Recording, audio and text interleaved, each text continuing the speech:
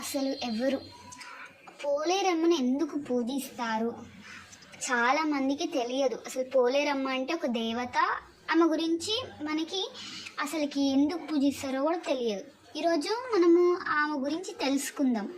అసలు పోలేరమ్మ ఎవరు అని. పోలేరమ్మ తెలుగు సంస్కృతిలో ఒక ముఖ్యమైన గ్రామ దేవత.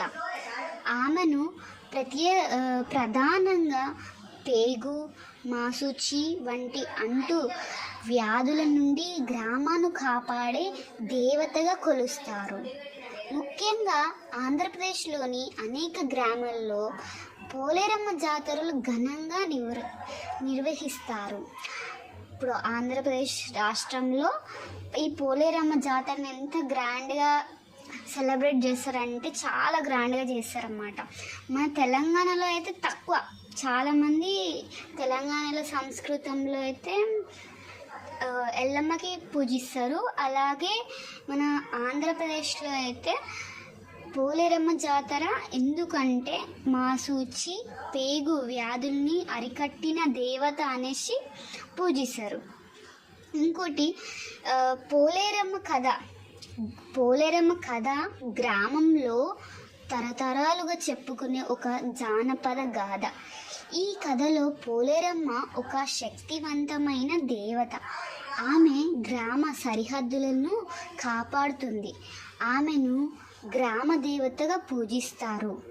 ఆమె భక్తుల కోరికలు తీరుస్తుంది.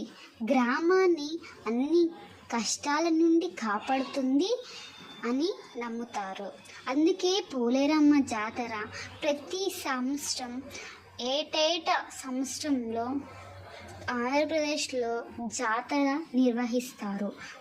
ప్రత్యేక పూజలు, నైవేద్యాలు సమర్పిస్తారు. ఇంకా ఈ జాతరలో సాంస్కృతిక కార్యక్రమాలు, ఆటలు, పాటలు కూడా ఉంటాయి. ఈ గ్రామ దేవతకి పోలేరమ్మ అని పేరు ఎలా వచ్చిందంటే ఆమె గ్రామ సరిహద్దులో ఉండి అందరూ సంతోషంగా చూస్తూ కాపాడుతూ ఉంటుందని ఆమె పేరు పోలేరమ్మ అని వస్తుంది. గ్రామ దేవతగా, గ్రామాలను కష్టాల నుండి కాపాడే దేవతగా పూజిస్తారేమని. ప్లేగు, మాసూచి వంటి వైద్యాల నుండి రక్షణ కోసం ఆమెను ప్రార్థిస్తారు.